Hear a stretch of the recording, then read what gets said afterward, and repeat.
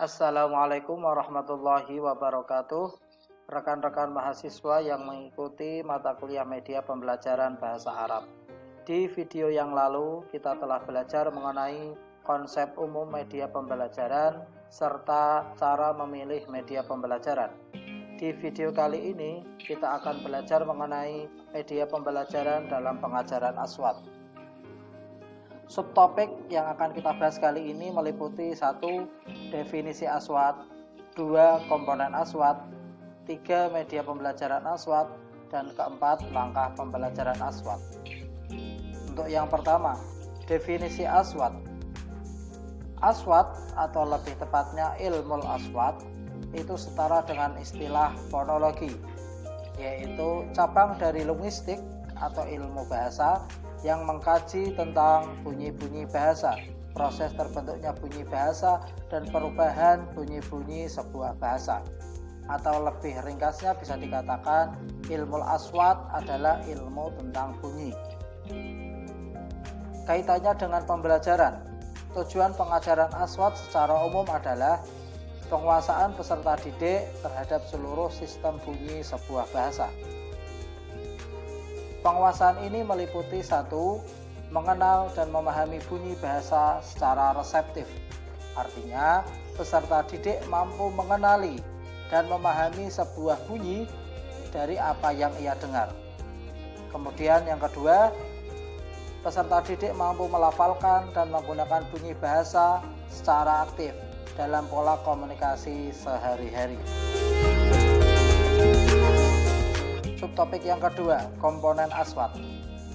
Aswat terdiri dari 2 komponen. Yang pertama, shawamid, dan yang kedua, shawaid. Shawamid atau bunyi konsonan bahasa Arab adalah bunyi letupan, yaitu bunyi yang ketika diartikulasikan selalu mendapatkan hambatan di saluran udara. Baik hambatan itu sifatnya kuat ataupun lemah.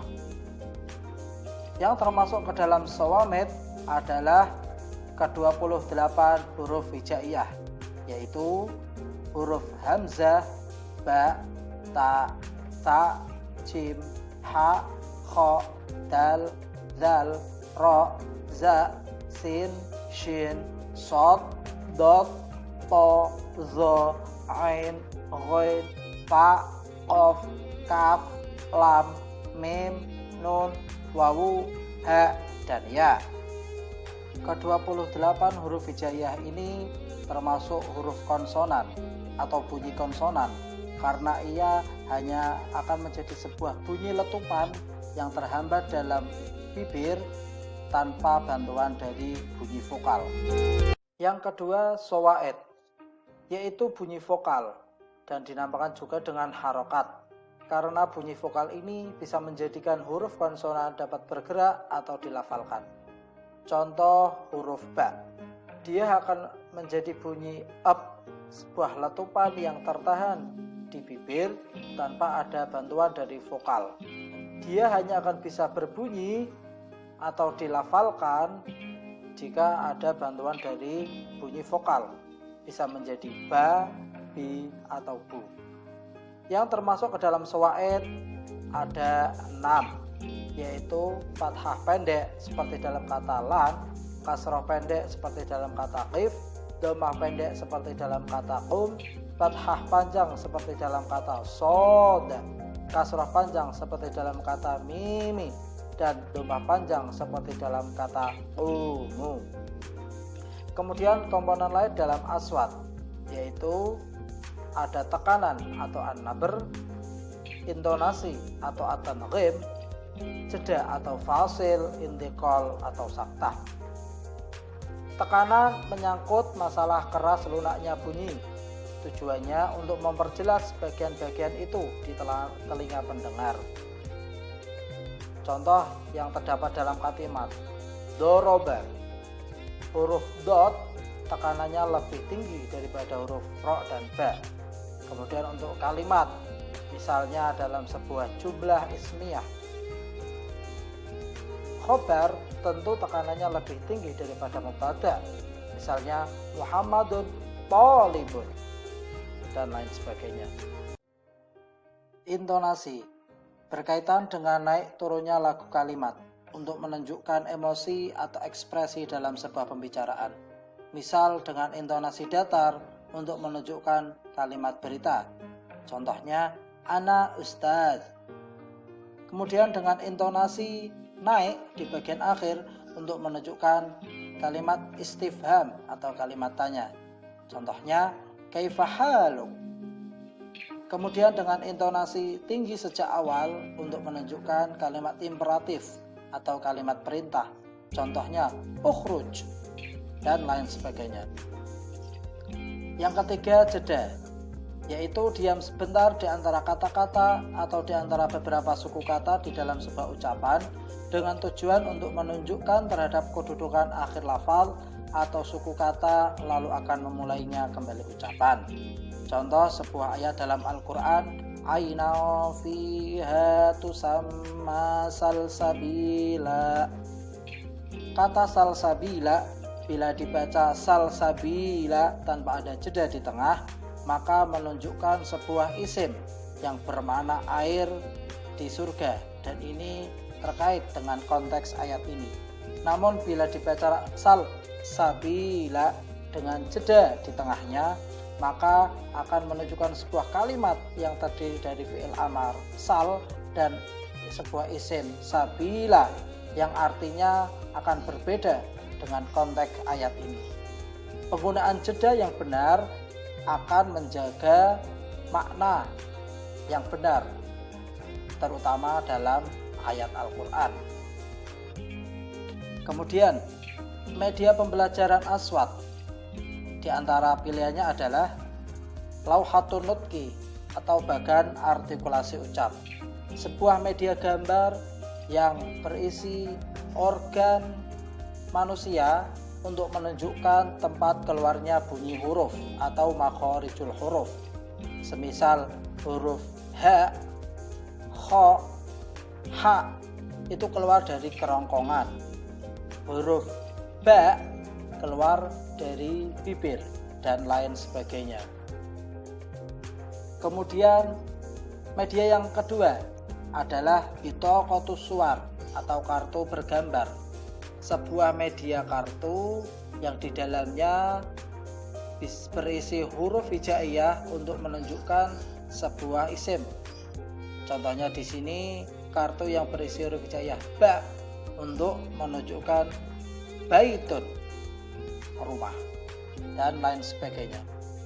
Media yang ketiga yaitu penggunaan kaset, CD, atau yang konteks sekarang adalah multimedia digital, semisal YouTube, iTunes, dan lain sebagainya, yang berisi rekaman huruf hijaiyah atau Al-Quran, pembacaan murotal Al-Quran dari syekh-syekh yang terkenal untuk membelajarkan bunyi huruf yang benar, atau yang berisi rekaman percakapan bahasa Arab baik dari orang Indonesia maupun dari native speaker an-natiqina bil lughatil arabiyyah.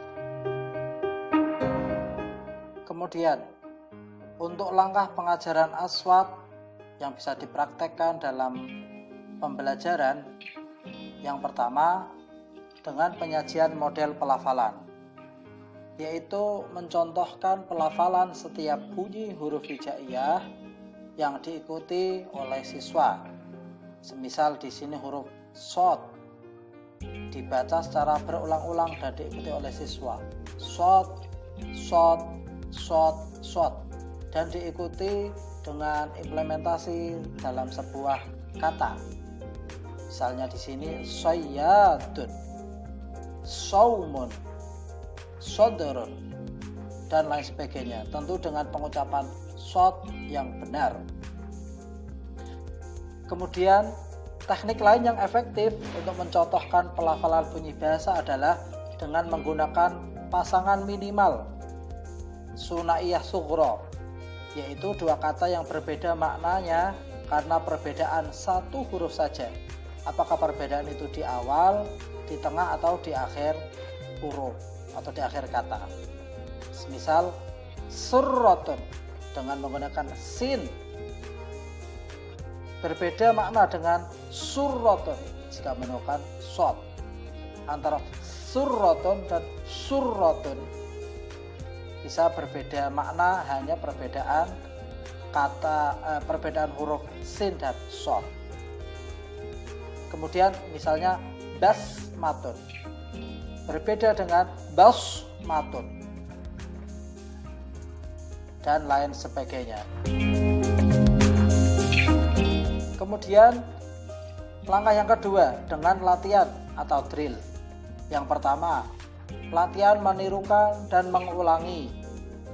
Jadi proses tadi pelafalan dan ditirukan pada anak-anak diulangi berkali-kali hingga didapatkan keyakinan bahwa peserta didik mengucapkan bunyi dengan benar. Latihan yang kedua, membedakan bunyi bahasa dan dilakukan secara drill atau berulang-ulang. Contohnya, menentukan 1 dari 3 bunyi. Jadi ditampilkan 3 huruf yang secara pengucapan hampir mirip. Di sini contohnya sin, shad, dan shin. Diberikan 3 huruf, kemudian suruh membunyikan. Bukan hanya nama hurufnya, tapi juga bunyinya. Dan dilakukan secara drill atau berulang-ulang. Kemudian contoh yang selanjutnya, menentukan salah satu dari 2 bunyi dalam sebuah kalimat. Semisal ada 3 nomor, disuruh menentukan bunyi apa yang ada dalam sebuah kata tersebut. Misalnya yang pertama, soleh. Solih itu berarti pakai shad atau sin. Kemudian sarir menggunakan shad atau sin. Kemudian as-sodafu menggunakan shad atau sin. Dan latihan yang lain sebagainya. Kemudian yang ketiga yang bisa dipraktekkan adalah praktek penggunaan bunyi bahasa.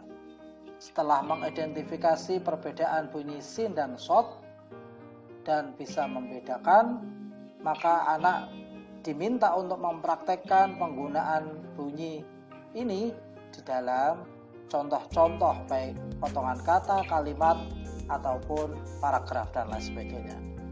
Demikian materi mengenai media pembelajaran dalam pengajaran Aswad. Semoga bermanfaat. Syukron jazilan ala timamikum. Wassalamualaikum warahmatullahi wabarakatuh. Jangan lupa like, komen, dan subscribe.